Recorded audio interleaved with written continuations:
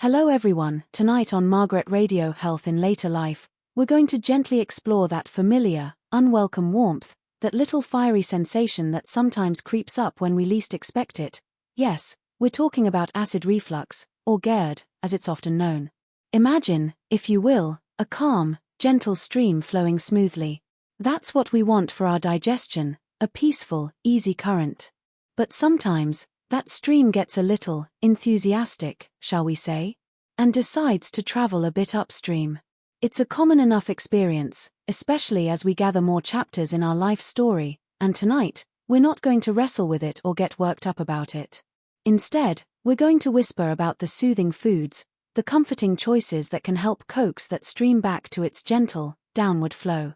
Think of this as a soft lullaby for your tummy, a collection of gentle ideas to bring you comfort and relief, particularly when that acid reflux decides to flare up, perhaps after a meal you enjoyed, or as you're trying to settle down for the night.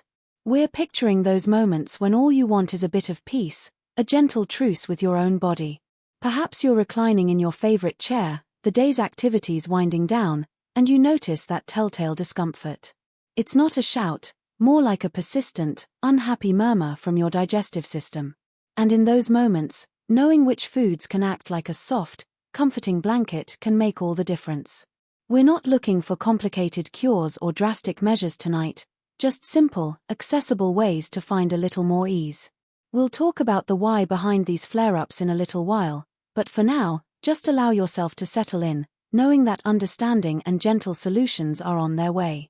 We'll explore textures that soothe, temperatures that calm, and ingredients that are known for their kindness to an irritated esophagus. Think of it as learning the secret handshake to make friends with your digestive system again, a quiet dialogue where you offer comfort and it, hopefully, responds with peace. It's about understanding those subtle signals and having a gentle toolkit ready. You know, it's funny how a tiny bit of indigestion can sometimes send our minds racing, isn't it? We lie there, convinced it's something terribly dramatic, perhaps fueled by that late-night documentary we probably shouldn't have watched, or that one article someone shared that stuck in our minds. I know I've been there, mentally diagnosing myself with all sorts of exotic ailments when really, my stomach was just having a mild protest about that extra biscuit, or maybe that second cup of coffee that seemed like such a good idea at the time. It's human nature, I suppose, to jump to conclusions, especially when we feel a bit vulnerable or uncomfortable, and our bodies are speaking a language we don't always immediately understand. But tonight, let's consciously choose a different path. Let's park those grand medical theories at the door, take a deep, calming breath, and just focus on simple, kind ways to feel better, understanding what our body might be trying to tell us with that gentle nudge of discomfort. We're aiming for understanding, not alarm bells, for gentle knowledge that empowers, rather than frightens. It's about finding that quiet confidence in knowing how to care for yourself in these moments, building a sense of gentle mastery over these common human experiences. So, before you get comfortable, take a moment to like the video and subscribe, but only if you genuinely enjoy what I do here. Your support truly means the world, and it helps others find this little quiet corner of the internet too, a space where we can talk about health in a way that feels more like a comforting chat with a friend. And speaking of comfort and where you are, I'd love to hear where you're tuning in from tonight. Pop your current location and maybe your local time in the comments below. It's always so lovely to see our little community stretching across different time zones, all settling in together, sharing this quiet space. It makes the world feel a little smaller, a little cozier, doesn't it? Knowing we're all here, seeking a bit of peace and understanding, perhaps sharing a similar hope for a restful night. Now, dim the lights, maybe turn on a fan for that soft background hum, and let's ease into tonight's journey together. So, as we settle in, imagine that gentle stream we talked about, your digestive system working quietly and efficiently. But sometimes, as you know, that gentle flow can be disturbed, and things can feel a little unsettled. You might find yourself wondering, especially in those quiet moments of the night or after a meal that didn't quite agree with you, what exactly causes that unwelcome sensation of warmth, that acid reflux, to make an appearance? It's not just you. You might wonder, why does this happen to me more often now, or is it just certain foods, or is there something more to it? And these are perfectly natural questions many people find themselves asking. Understanding the why can be incredibly empowering, not in a way that makes us anxious, but in a way that helps us make gentle, informed choices for our own comfort. At the very heart of this story is a special gateway, a little muscle that acts like a guardian between your esophagus, that tube that carries food from your mouth, and your stomach. The lower esophageal sphincter, or LES for short, is a ring of muscle that acts like a valve between your esophagus and stomach. When it relaxes inappropriately or is weakened, stomach acid can flow back up. This is a well-established health fact, and understanding its role is like finding a key piece of a puzzle. Normally, this guardian muscle, this LES, stays quite firmly closed once food has passed into your stomach. It's designed to keep all those potent stomach juices, which are wonderfully effective at breaking down your food, right where they belong, in the stomach. Think of it as a one-way door, very good at its job most of the time. However, this little guardian can sometimes relax when it's not supposed to, or perhaps it doesn't close as tightly as it ideally should. When this happens, the contents of your stomach, including that strong stomach acid, can find their way back up into the esophagus. And your esophagus, unlike your stomach, isn't designed to handle that level of acidity. It's a much more delicate pathway. So, when acid arrives where it's not expected, it can cause that sensation of burning, that discomfort we call heartburn or acid reflux. It's like a polite guest arriving in the wrong room. The room just isn't prepared for them. This isn't a fault, just a matter of different designs for different jobs within your amazing body. Now, several things can encourage this gateway to be a little less diligent. Sometimes, it's the nature of the foods themselves.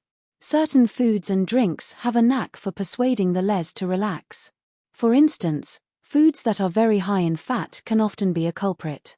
While delicious, they tend to stay in your stomach a bit longer for digestion. And the longer food stays in your stomach, the more opportunity there is for reflux to occur. Plus, these fatty foods can also trigger the release of hormones that might encourage the LES to loosen its grip. It's not that these foods are inherently bad, but for a sensitive system, they can sometimes be a bit too persuasive for that little guardian muscle. Then there are the zesty, spicy foods we often enjoy. While they add such wonderful excitement to our meals, for some people, they can irritate the lining of the esophagus directly, making any reflux that does occur feel more intense. Or, they too might have an effect on that LES, encouraging it to relax a little. Imagine a gentle nudge that makes the gate swing open a tiny bit. Spicy foods can sometimes be that nudge.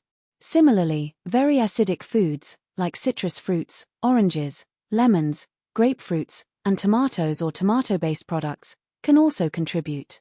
If your esophagus is already a little sensitive, or if reflux is happening, these foods can add to the acidic environment, almost like adding more fuel to that little flicker of discomfort. It's not a dramatic event, just a subtle shift in the balance. And what about our beloved beverages? Coffee, tea, and even chocolate contain substances like caffeine and theobromine, which are known to have a relaxing effect on smooth muscles, and unfortunately, our LES is one such muscle. So, that comforting cup of coffee or that square of dark chocolate, while lovely, might inadvertently be telling your LES to take a little break.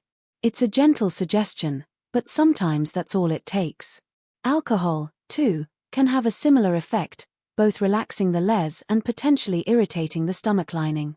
Carbonated drinks, those fizzy delights, can introduce extra gas into your stomach, increasing the pressure inside and making it more likely that stomach contents will try to find an escape route upwards, past that guardian LES. It's like overinflating a soft balloon. The pressure has to go somewhere. Even mint, often thought of as a digestive aid, like peppermint, can paradoxically relax the LES in some individuals, so that after-dinner mint might not always be the soothing friend you hope it will be for reflux. It's these little details, these nuances in how our bodies respond, that we're gently exploring tonight. Beyond specific food items, the way we eat can also play a significant role. Imagine your stomach as a small, adaptable pouch. If you fill it too much with a very large meal, it naturally creates more pressure inside. This increased pressure can push against the LES, making it harder for it to stay tightly closed. It's simple physics, really. More volume means more pressure. This is why you might notice that uncomfortable feeling more often after a particularly generous holiday dinner or a celebratory feast. It's your body's gentle way of saying, that was a lot to handle all at once. Similarly, lying down too soon after eating can invite trouble. When you're upright, gravity is your friend. It helps keep everything moving in the right direction, downwards. But when you recline or lie flat, especially with a stomach that's still processing a meal, you lose that helpful gravitational pull. It becomes much easier for stomach contents to flow back into the esophagus if the LES isn't perfectly sealed. This is why that advice about not eating a heavy meal right before bed is so common. It's about giving your digestive system a chance to do its work while gravity is still on its side. Even the angle at which you recline can make a difference. A slight elevation of your head and shoulders can sometimes be surprisingly helpful if nighttime reflux is a frequent visitor. Then there's the fascinating structure called the diaphragm, a large muscle situated at the base of your chest that helps with breathing. Your esophagus passes through a small opening in this diaphragm, called the hiatus, on its way to your stomach. Sometimes, the upper part of the stomach can bulge or protrude up through this opening and into the chest cavity. This is known as a hiatal hernia. It's actually quite common, especially as we get older, and many people have one without even knowing it. However, if a hiatal hernia is present, it can affect the proper functioning of the LES. The hernia can weaken the support around the LES or change the pressure dynamics, making it easier for acid to reflux. It's like the foundation for the gateway being a little less stable, making the gate itself a bit less reliable. It's not something to be alarmed about, as it's a very common anatomical variation, but it's one of the factors that can contribute to that sensation of reflux. Think of it as a slight change in the local geography of your digestive system. Our bodies also have their own internal rhythms and pace. As we gracefully journey through life, some of our internal processes might naturally slow down a little. For instance, the process of gastric emptying, that's the speed at which your stomach empties its contents into the small intestine, can sometimes become a bit more leisurely in later life.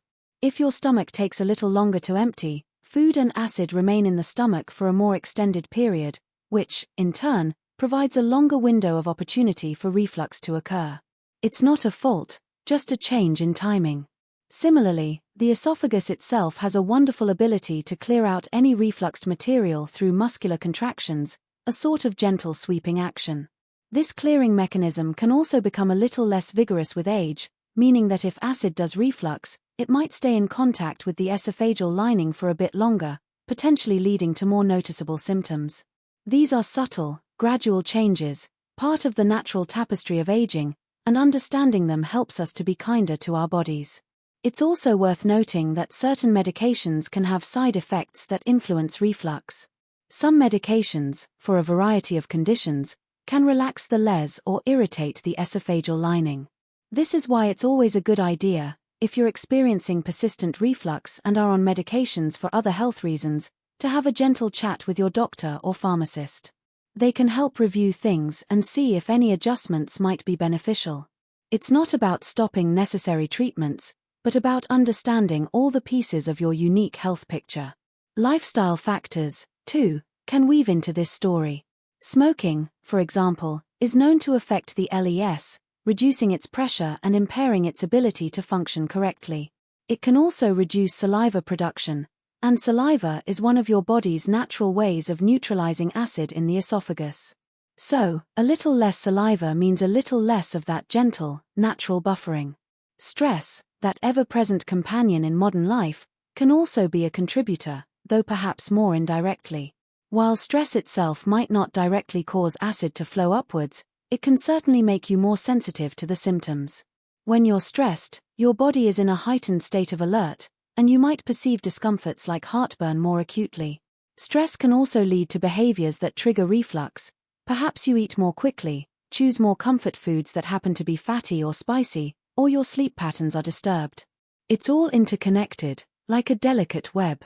Now, amidst all these potential reasons, it's also helpful to remember a comforting thought.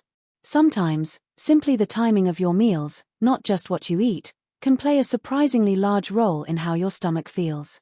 Eating smaller, more frequent meals, and not eating too close to bedtime, can be a gentle way to reduce pressure and give your digestive system an easier task.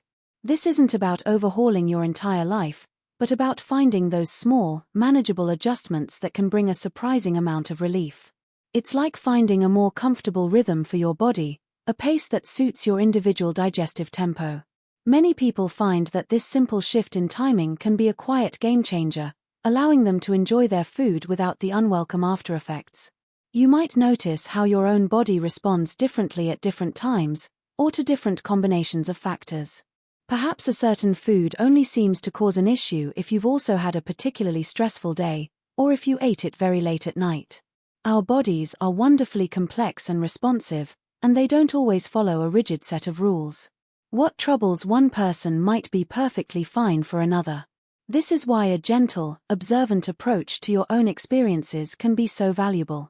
It's about becoming a kind detective for your own body, noticing patterns without judgment, and gathering clues that can help you feel your best. It's also reassuring to know that these sensations, while uncomfortable, are often your body's way of communicating. That little warmth, that signal of reflux, is simply a message that something in the system is a bit out of balance. It's not a sign of failure or that you've done something wrong. It's just information. And with information comes the power to make gentle changes, to choose foods and habits that offer more comfort and support to your digestive process. The human body is remarkably resilient and often responds beautifully to even small, thoughtful adjustments in how we care for it. Think about the esophagus again, that delicate pathway. It has a mucosal lining designed to protect it, but it's just not as robust as the stomach's lining, which is built to withstand a highly acidic environment. So, when acid makes repeated visits, it can lead to inflammation and irritation, which is what you perceive as heartburn. If this happens very frequently and persistently, it's referred to as GERD, or gastroesophageal reflux disease. The disease part sounds a bit formal, but it really just signifies that the reflux is happening often enough to be a consistent concern and potentially cause more irritation over time if not managed gently. Consider, too, the simple act of swallowing. Each time you swallow, it's not just food or drink going down, your saliva travels too.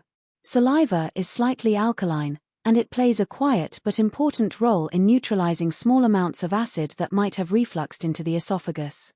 It also helps to wash or clear the esophagus. So, things that reduce saliva, like smoking, as we mentioned, or even certain medications, or simply not drinking enough fluids, can subtly reduce this natural protective mechanism. Staying gently hydrated, sipping water throughout the day, can be a small but supportive act for your esophageal health, helping to ensure that this natural cleansing process works as well as it can. It's one of those background details that often goes unnoticed but contributes to your overall comfort. Another aspect to consider is the pressure within your abdomen. Anything that consistently increases this pressure can potentially push stomach contents upwards. This is why maintaining a comfortable body weight can be helpful for some individuals who experience reflux. Excess weight, particularly around the abdominal area, can exert more pressure on the stomach. Similarly, wearing very tight clothing, like restrictive waistbands or belts, can also contribute by squeezing the abdominal area.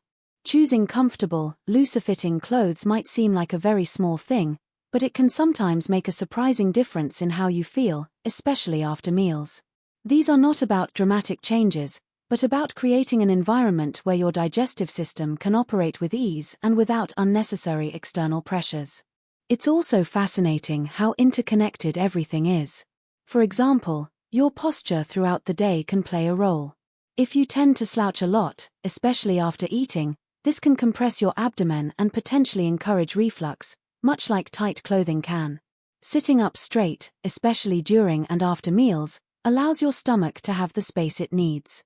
It's another one of those gentle adjustments that supports your body's natural processes. Think of it as giving your digestive system the best possible working conditions.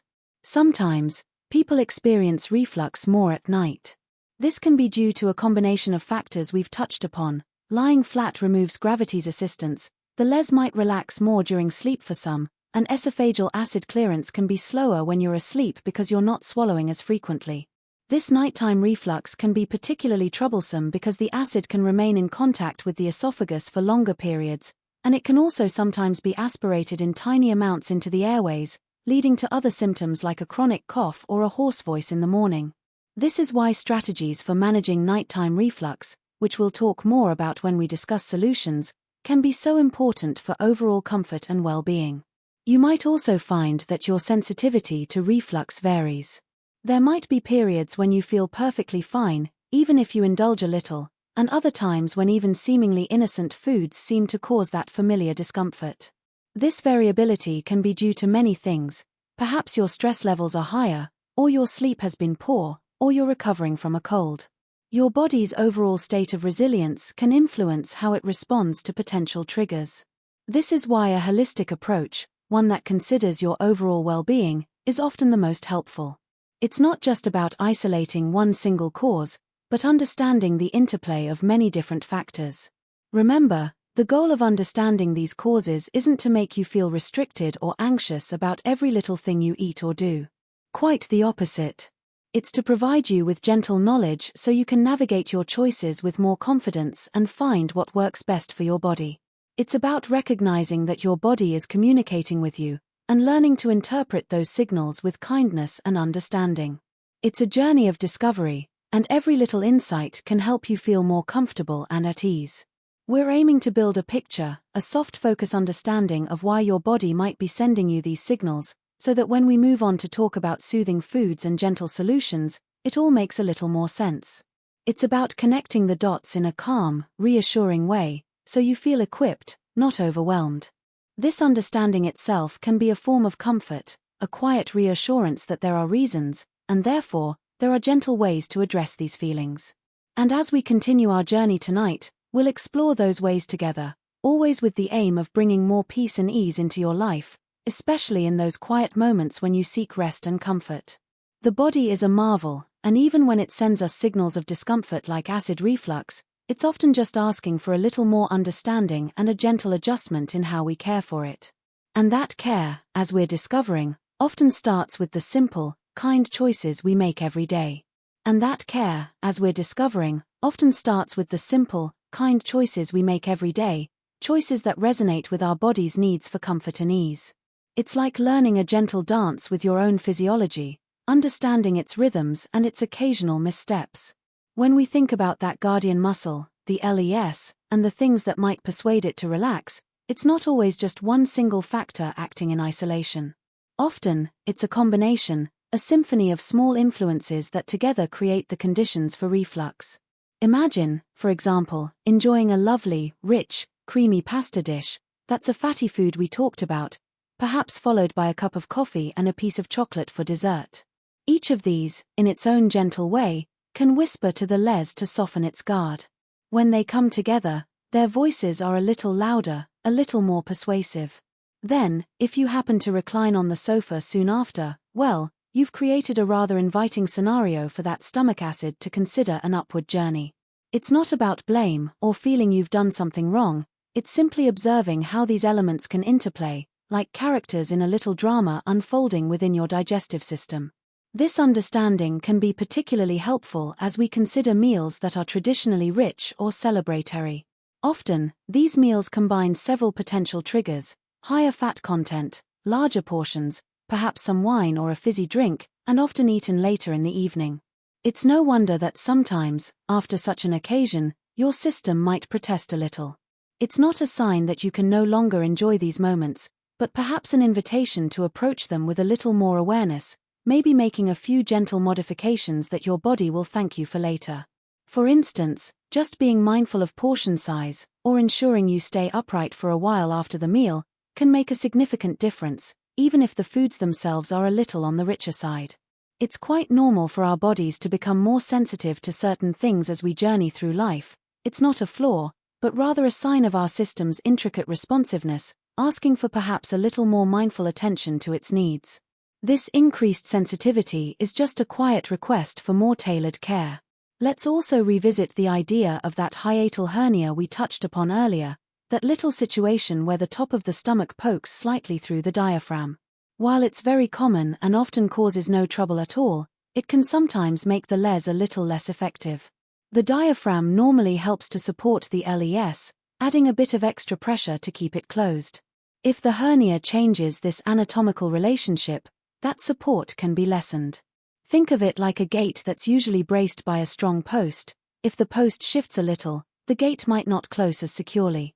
Again, this isn't something to be overly concerned about if it's been identified, as many people live with it quite comfortably, but it's a piece of the puzzle that helps explain why some individuals might be more prone to reflux. It's just one of the many variations in our wonderfully unique human anatomy. And knowing this can help you understand why perhaps certain postures or pressures might affect you more, and why gentle approaches to eating and lifestyle can be particularly beneficial. Then there's the natural slowing of our digestive processes that can occur as the years go by. This isn't a sudden change, but a gradual shift in rhythm.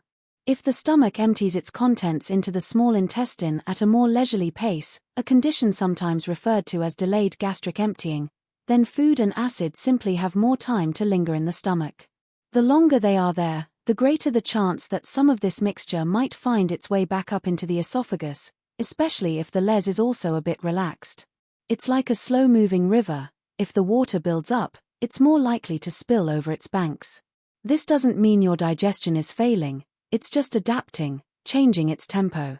And understanding this can guide us towards choices like eating smaller meals more frequently, rather than 3 large ones, to give the system a more manageable amount to process at any given time. It's about working in harmony with your body's current pace, not trying to rush it. The esophagus itself, that remarkable tube, also has its own ways of protecting itself. We mentioned saliva, with its gentle neutralizing properties.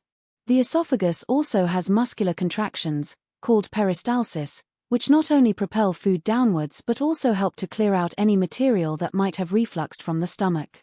As we age, the efficiency of this esophageal clearance mechanism can sometimes diminish slightly. The contractions might be a little less forceful, or a little less coordinated. This means that if acid does reflux, it might stay in contact with the delicate lining of the esophagus for a longer duration before it's cleared away. And the longer the contact, the more chance there is for irritation and that familiar sensation of heartburn. So, it's not just about preventing reflux from happening, but also about supporting the esophagus's ability to recover quickly if it does. Things like staying hydrated help saliva flow, and avoiding eating right before lying down gives the esophagus a better chance to clear itself while you're still upright. These are subtle supports for your body's innate wisdom. Consider also the medications that many of us take for various other health needs as we navigate our later years. It's a reality of life that sometimes we need these supports to maintain our overall well-being. However, some medications can, as an unintended side effect, influence GERD. For example, certain medications for blood pressure, some antidepressants, some asthma medications, and even common painkillers like non-steroidal anti-inflammatory drugs, NSAIDs, can either relax the les or potentially irritate the lining of the esophagus or stomach. This is not to say you should ever stop a prescribed medication, absolutely not. But if you've noticed new or worsening reflux symptoms around the time you started a new medication, it's a perfectly reasonable thing to discuss gently with your doctor. Sometimes, there might be an alternative medication, or a different timing for taking it, or perhaps strategies to protect your stomach and esophagus while you continue your necessary treatment. It's about open communication and collaborative care. Your doctor can help you weigh the benefits and any potential side effects, ensuring your overall treatment plan is as comfortable and effective as possible. Sometimes, just knowing that a common experience like reflux has understandable, gentle explanations, even if related to something like medication, can, in itself, lift a little bit of the worry that might accompany it. Understanding often brings a sense of calm. And then there's stress, our old friend. It's a powerful force in our lives, and while it might not be a direct physical cause of acid reflux in the way a loose les is, it can certainly amplify the experience and contribute to the cycle. When you're under stress, your body releases stress hormones, and this can lead to a cascade of effects. You might become more sensitive to pain or discomfort, so that a mild level of reflux feels much more intense.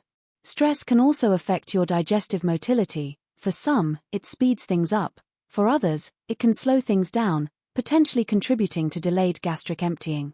Furthermore, when we're stressed, our lifestyle habits can change. We might reach for those comfort foods which, as we've discussed, can sometimes be triggers, fatty, sugary, or spicy. We might eat more quickly and not chew our food as thoroughly, introducing more air into the stomach. Our sleep patterns can be disrupted, and poor sleep can, in turn, make us more sensitive to reflux and stress. It becomes a bit of a loop, doesn't it? One thing feeding into another. Recognizing this connection is the first step towards gently unraveling it. Finding calming activities, practicing mindfulness, ensuring adequate rest, these aren't just good for your mind, they can be wonderfully soothing for your digestive system too. It's also important to remember that everyone's experience with reflux is unique. What triggers discomfort for one person might be perfectly fine for another. You might find that a particular food is only a problem if you eat a large quantity of it, or if you eat it late at night, or if you're also feeling particularly tired or stressed. This individual variability is why rigid, one-size-fits-all lists of bad foods are often not very helpful and can feel overly restrictive. It's more about becoming a gentle observer of your own body's responses, a kind listener to its signals. Perhaps you keep a little mental note, or even a soft journal, of when flare-ups occur and what the surrounding circumstances were, what you ate, when you ate, how you were feeling. Over time, you might start to see your own personal patterns emerge. This isn't about obsessive tracking, but about fostering a mindful awareness, a gentle dialogue with your body. This self-knowledge is incredibly empowering because it allows you to make choices that are tailored specifically to your well-being, rather than following generic advice that may or may not apply to you. And when we talk about foods, it's not always about complete avoidance. Sometimes, it's about the preparation method or the quantity. For example, a very fatty piece of fried chicken might be a definite trigger, but a small piece of lean chicken, baked or grilled, might be perfectly comfortable. A whole bowl of acidic tomato soup could be problematic, but a small amount of tomato in a mixed salad might cause no issue at all. It's these subtleties that make the journey of finding your comfortable foods an ongoing, gentle exploration. The aim isn't to shrink your world of food, but to navigate it with wisdom and kindness towards your body. Think, too, about the physical act of eating. In our busy lives, we sometimes rush our meals, eating quickly while distracted by other things. When you eat too fast, you tend to swallow more air, which can increase gas and pressure in your stomach, potentially encouraging reflux. Chewing your food thoroughly is the very first step in digestion. It breaks the food down into smaller, more manageable pieces, and it mixes the food with saliva, which, as we know, contains enzymes that begin the digestive process and help neutralize acid. So, slowing down, savoring each mouthful, and chewing well is not just a mindful practice, it's a genuinely helpful digestive aid. It's another one of those simple, almost effortless adjustments that can contribute to greater comfort. Imagine you're doing your stomach a favor, pre-processing the food so it has less work to do. The temperature of foods and drinks can also sometimes play a role, though this is very individual. Some people find that very hot or very cold beverages can irritate their esophagus or trigger a spasm that might feel like reflux. Others find warm, not hot, drinks to be quite soothing. This is another area for your own gentle observation. If you notice a pattern, you can adjust accordingly. It's about finding your just right temperature, much like Goldilocks finding her perfect porridge. And let's not forget the simple importance of water. Staying adequately hydrated is crucial for so many bodily functions, including digestion. Water helps to keep the mucosal lining of the esophagus healthy and can aid in the natural clearance of any refluxed acid. It also helps to dilute stomach acid, which might make any reflux that does occur a little less irritating. Sipping water between meals, rather than drinking large amounts with meals, which can increase stomach volume, is often a good strategy. It's a basic, fundamental element of self-care that supports your whole system, including your digestive piece. So, as you can see, the reasons behind that unwelcome warmth of acid reflux are often multifaceted. It's rarely just one culprit, but a combination of your unique physiology, like the behavior of your les or the presence of a hiatal hernia, interacting with your dietary choices, your eating habits, your lifestyle, and even your stress levels. It's like a complex ecosystem where many elements influence each other. But the beauty of understanding this ecosystem is that it reveals many different points where you can make gentle interventions, many small ways you can nudge the balance back towards comfort and ease. It's not about fighting your body, but about understanding its needs and responding with care. This knowledge, this gentle insight into the inner workings of your digestive world, is the foundation upon which we can then build effective, soothing solutions, which we'll explore very soon. For now, just allow this understanding to settle, like a soft blanket of awareness, knowing that these processes, while sometimes causing discomfort, are all part of the intricate and wonderful way your body functions and communicates. And with that communication comes the opportunity for greater harmony and well-being. And with that communication, that gentle understanding of why your body might be sending you these signals of discomfort, comes the wonderful opportunity for greater harmony and well-being. It's like finally understanding the language of a dear friend, so you can respond with exactly the kindness and support they need. Now that we've softly explored some of the reasons behind that unwelcome warmth of acid reflux, let's turn our hearts and minds towards the soothing solutions, the gentle ways we can coax that inner stream back to its peaceful, downward flow. This part of our journey together is all about empowerment, about discovering the comforting foods and simple strategies that can bring you relief and help you feel more at ease in your own body, especially when that acid reflux decides to flare up. The most beautiful part of this is that often, the kindest solutions are also the simplest. It's not about complicated regimens or denying yourself all joy in food, but about making mindful, gentle choices that align with your body's needs. Think of your esophagus as a delicate pathway that appreciates softness and calm. So, the foods we'll be whispering about tonight are those that are naturally low in acid, gentle on the stomach, and don't tend to overstay their welcome or encourage that little guardian muscle, the LES, to relax its duty. Discovering which foods bring you comfort can be a gentle act of self-kindness, a way of nurturing yourself from the inside out. Let's start with one of the most humble yet powerful soothers, oatmeal. That warm, comforting bowl of oatmeal isn't just a nostalgic breakfast, it's a true friend to a sensitive digestive system. Oatmeal has a wonderful ability to absorb stomach acid, acting almost like a gentle sponge. Its soft, soluble fiber also creates a kind of soothing coating along the lining of your esophagus and stomach, providing a protective barrier. When you choose plain oatmeal, perhaps sweetened lightly with a non-citrus fruit like banana or a touch of maple syrup, if tolerated, as sweeteners can be tricky for some, you're offering your system a truly gentle start to the day, or even a comforting light meal when a flare-up occurs. It's like giving your insides a soft, warm hug. Another gentle champion in the world of soothing foods is ginger. For centuries, ginger has been revered for its natural anti-inflammatory properties and its ability to calm an upset stomach. A small amount of fresh ginger, perhaps steeped in warm water to make a mild tea, or a tiny bit grated into a stir-fry of gentle vegetables, can be wonderfully settling. The key with ginger is moderation. Too much can actually have the opposite effect for some, but a little touch can often work wonders. It's like a quiet, warming presence that encourages digestive peace. You might find a cup of warm, weak ginger tea, sipped slowly, to be particularly comforting after a meal that feels a little heavy. When it comes to fruits, you might think you need to avoid them all if you have reflux, but that's not quite true. While citrus fruits like oranges, lemons, and grapefruits are often best approached with caution due to their high acidity, there's a whole family of delicious non-citrus fruits that are usually much kinder. Think of ripe bananas, with their soft texture and low acidity, they can even help coat an irritated esophageal lining. Melons, too, like cantaloupe, honeydew, and watermelon, are generally low in acid and wonderfully hydrating.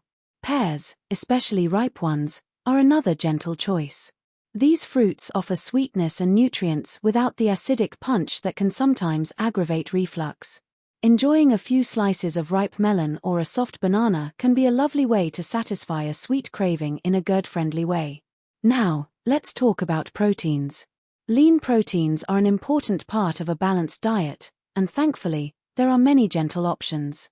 Chicken breast, without the skin, turkey, fish, and even lean cuts of pork can be excellent choices when prepared in GERD-friendly ways. Baking, grilling, poaching, or steaming are your best friends here. These cooking methods don't require a lot of added fat, which, as we know, can slow down digestion and relax the LES. Avoid frying, as that adds a lot of fat and can be a surefire trigger for many. A simple piece of baked fish with some steamed vegetables can be both nourishing and incredibly gentle on your system. Tofu and tempeh, if you enjoy plant-based options, can also be prepared in these gentle ways. What about fats? We know that very fatty foods can be problematic, but healthy fats in moderation are essential for our well-being. The key is choosing the right types and keeping an eye on portion sizes. Avocado is a wonderful source of healthy monounsaturated fat and is generally well tolerated in small amounts. A few slices on your oatmeal or with a gentle salad can be lovely. Nuts and seeds, like almonds or sunflower seeds, also provide healthy fats and fiber, but again, a small handful is usually best, as they are calorie-dense and fat-dense. Olive oil, used sparingly in cooking or as a light dressing, is another good choice.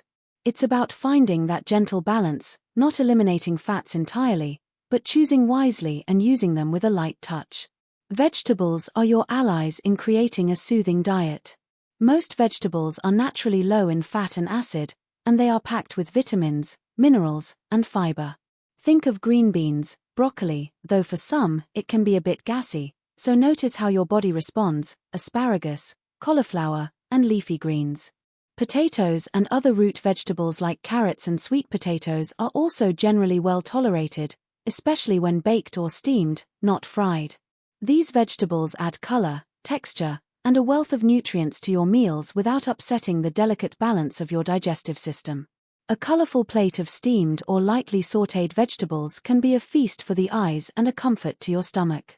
It's not about perfection, but about progress and finding a collection of gentle habits that, more often than not, help you feel your best. Each meal is an opportunity to make a kind choice. Sometimes, a warm, soothing beverage can be just what you need. While caffeinated teas and coffee might be off the menu during a flare-up, or if you find them to be consistent triggers, certain herbal teas can be wonderfully calming. Chamomile tea is renowned for its gentle, relaxing properties and can help soothe an irritated stomach. Licorice root tea is another traditional remedy for stomach upset, as licorice can help increase the mucus coating of the esophageal lining, offering protection from stomach acid. However, a little note of caution with licorice root: it can raise blood pressure in some individuals or interact with certain medications if consumed in large amounts regularly, so it's best enjoyed in moderation and perhaps discussed with your doctor if you have concerns or take other medications. Fennel tea can also be helpful for digestion and reducing bloating for some. Always choose caffeine-free varieties, and sip them slowly, allowing their warmth to gently relax you. And don't forget the power of water-rich food. Foods like celery, cucumber, and lettuce have a high water content, which can help dilute stomach acid.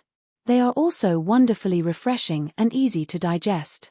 Adding these to your salads or enjoying them as a light snack can be a simple way to support your digestive comfort. Sometimes, a simple glass of plain, room-temperature water can be surprisingly soothing during a mild reflux episode, helping to dilute and wash away stomach acid from the esophagus. It's such a basic thing, yet it can offer immediate, gentle relief. Never underestimate the power of simple hydration.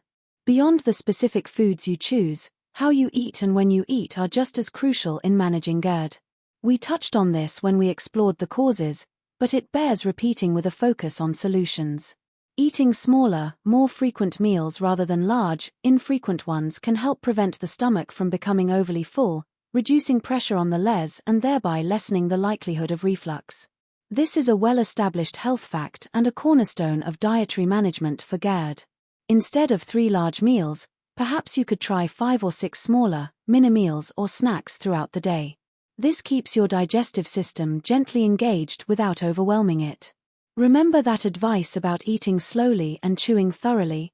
It's such a simple yet profound act of kindness to your digestive system. When you chew your food well, you're doing a lot of the initial work for your stomach, breaking the food down into smaller particles that are easier to digest.